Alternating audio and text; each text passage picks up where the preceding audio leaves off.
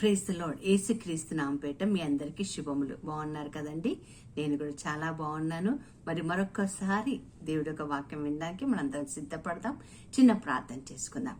పరిశుద్ధుడైన దేవ, ప్రియ పరలోకపు తండ్రి, మీ బంగారు పాదములకు స్తోత్రములైనా. గడిచిన కాలమంతా నీ కృపలో భద్రపరుచుకొని మరొక నూతన దినములు ప్రభా నీ వాక్యము ప్రభా వెతికి దాన్ని గైకొని దాని ప్రకారం జీవించడానికి అయ్యా ప్రయత్నం చేస్తుండగా మా ప్రయత్నాలన్నిట్లో నువ్వు మాకు తోడై ఉన్నావని నమ్ముచున్నాం తండ్రి ప్రభా. ఇంకా అధికంగా మమ్మల్ని దీవించి నీ సాక్షులుగా ఉంచమని యేసు నామమున ప్రార్థించి వేడుకొంచున్నాను తండ్రి. Amen, amen, amen. ప్రియులారా, మరి ఈరోజు లూకా సువార్త 2వ అధ్యాయం 52వ వచనంలో యేసు ప్రభు వారి గురించి ఒక మాట రాయబడి ఉందండి.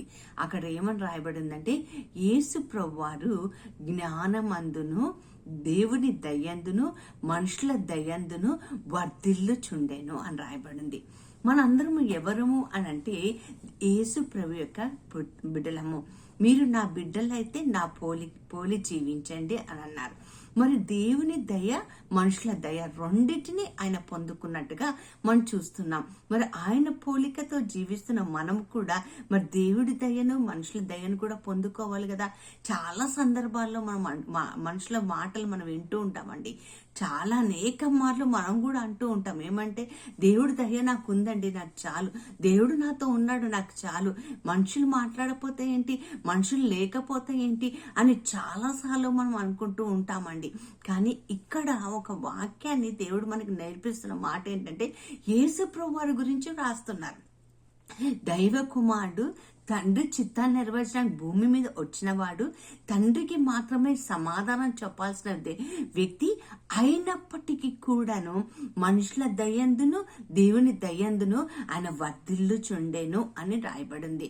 మరి ఒక్కసారి ఆత్మ పరిశీలన చేసుకుంటే మనం మనుషుల దయందు బ్రతుకుతున్నామా లేదా దేవుడి దయందు బ్రతుకుతున్నామా? మరి దేవుడి దయ మన మీద ఉండాలంటే, దేవుడి ఫేవర్ మన మీద ఉండాలంటే, దేవుడు మనల్ని కనిపెట్టుకొని ఉండాలంటే మనకి కావాల్సింది ఏంటంటే దేవుడు చిత్తాన్ని ఎరిగి జీవించాలి. అంతేకాకుండా పరిశుద్ధతలో జీవించాలి, ప్రార్థనలో జీవించాలి, వాక్యానుసారంగా జీవించాలి. అంతేకాకుండా ఆయన కోసం నిరీక్షణ కలవారమై ఉండాలి. ఆయన మన కోసం రక్తం చెందించారని ఆయన నమ్మాలి. ఆయన సిలువ పైన మన కోసం మన పాపాలని పూర్తిగా తన మీద వేసుకొని మన కోసం మరణించారని, తిరిగి మన కోసం రానై ఉన్నారని. అంతేకాదండి, ఒక సత్యం ఏంటంటే ఆయనే నిజమైన దేవుడని నువ్వు నేను నమ్మాలి. Then we will have favour in God. దేవుడి యొక్క దయను నువ్వు నేను పొందుకుంటామని మన సత్యాన్ని తెలుసుకోవాలి. దేవుడు దయ మనకున్నప్పుడు మరి మనుషుల దయ కూడా మనకు ఉంటుందండి. చూడండి, సామెతల గ్రంథం 3వ అధ్యాయం 4వ వచనంలో ఒక మాట ఇక్కడ రాయబడి ఉంది.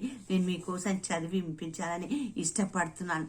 సామెతల గ్రంథం 3వ అధ్యాయం 4వ వచనంలో ఏమని రాయబడి ఉందంటే, ఇక్కడ అప్పుడు దేవుని దృష్టి యందును మానవుల దృష్టి యందును నీవు దయనుంది మంచి వాడమని అనిపించుకొందువు.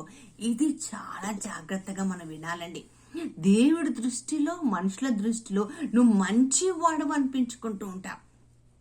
అది ఎలా సాధ్యమవుతుందంటే, మన సామెతల కింద 3వ అధ్యాయం ప్రారంభం నుండి మనం చదివినట్లయితే కొన్ని మాటలు అక్కడ రాయబడి ఉన్నాయండి.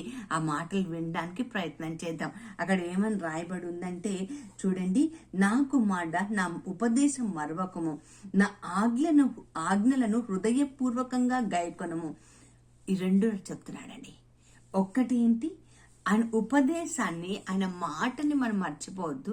ఆయన ఆజ్ఞలు హృదయపూర్వకంగా మనం గైకొనాలి. ఇలా చెప్పిన తర్వాత కూడా ఆయన అంటున్నాడు, నీ సొంత బుద్ధి మీద నువ్వు ఆధారపడవద్దు.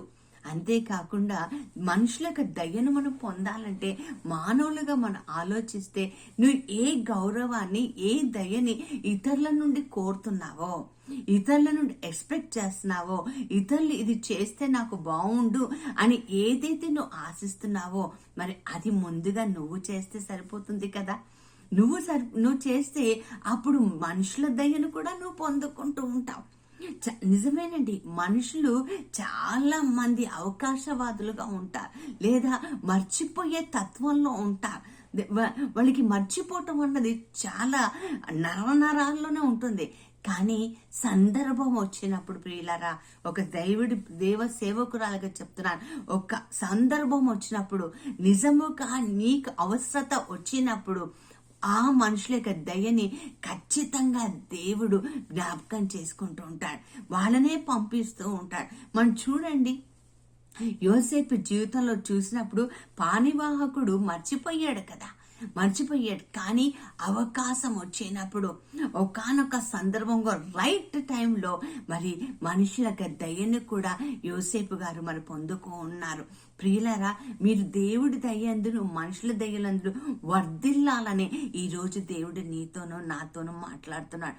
ఏ రెస్పెక్ట్ అయితే వేరే వాళ్ళు ఇవ్వాలనుకుంటున్నారో, ఏ గౌరవం అయితే నువ్వు వేరే వాళ్ళ నుంచి ఆశిస్తున్నావో, మినిమం ఆశిస్తున్నావో, అది నువ్వు కూడా చేయాలి. అప్పుడు అంతేకాదు, ప్రతి ఒక్క మనిషిని ఎప్పుడు కూడా నేను జడ్జిమెంటల్గా ఉండవద్దు. అంటే తీర్పు చెప్పే బిడ్డగా, ప్రతి దానికి ఒక తీర్పు చెప్పే బిడ్డగా నేను ఉండవచ్చు కావచ్చు. నీ జీవితంలో కొన్ని సందర్భాల్లో మనుషులు అర్థం చేసుకోలేదేమో, అయినప్పటికీ నీకు కూడా దేవుడి దయ, మనుషుల దయ నీకు కంపల్సరీగా కావాలండి. మనుషుల యొక్క దయ, దేవుడి దయ నీకు కంపల్సరీగా కావాలని బైబిల్ చూస్తుంది. మరి దానికి నువ్వేం చేయాలి? ఒకసారి ఈ రోజంతా ఉదయమే ఈ వాక్యం విన్న నీవు ఆత్మ పరిశీలన చేసుకుంటున్నావా? కావచ్చు నీ బంధువులను నువ్వు దూరం చేసుకుంటున్నావేమో, అవసరం లేదు నాకు అంటున్నావేమో, లేదా నీకు సంబంధించిన వాళ్ళని పక్కకి నెట్టేసావేమో, నాకు ఎవ్వరూ అవసరం లేదని అనుకుంటున్నావేమో, లేదా వాళ్ళతో నాకు పనే లేదు అని అనుకుంటున్నావేమో.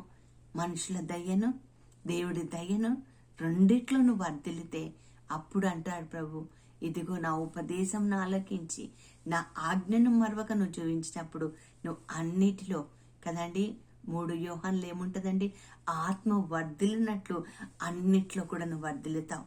అది నీ జీవితంలో ఖచ్చితంగా నెరవేరుతుంది. అలాంటి కృప దేవుడు మనకు దయచేయాలని ప్రార్థన చేసుకుందామా? పరిశుద్ధుడైన దేవా, ప్రియ పరలోక తండ్రి, నీ బంగారు పాదములకు స్తోత్రములు నాయన. గడిచిన కాలమంతా నీ కృపలో భద్రపరచుకొని ఈ దినము నాయన తండ్రి, అవును ప్రభా, నీవు యేసయ్య ఎలాగైతే తండ్రి దయను మనుషులకు దయను పొందుకొని ఈ లోకంలో జీవించావో, మేము కూడా నిన్ను పోలి జీవించే కృపను దయచేయండి అయ్యా ప్రభా. ఎవరిని మా నోటికి వచ్చిన తూలను ఆడకుండా తండ్రి నాయన ప్రభా, ఎవరి గురించి తీర్పు చెప్పువారంగా కాకుండా తండ్రి ప్రభా, మా నోటిని నీ వాక్యంతో అయ్యా కావలిగా ఉంచుకొని, వాక్యాన్ని మేము కావలిగా ఉంచుకొని, మా నోటిని ప్రభ అదుపులో పెట్టుకొని తండ్రి నాయన ప్రభ, మనుషుల యొక్క దయను కూడా మేము పొందుకునే కృపను మాకు దయచేయమని యేసు నామమున ప్రార్థించి వేడుకుంటున్నాము తండ్రి. Amen, amen, amen. God bless you all. దేవుడి దయ, మనుషుల దయ మీ మీద ఎల్లప్పుడూ ఉండును గాక. ఆమెన్.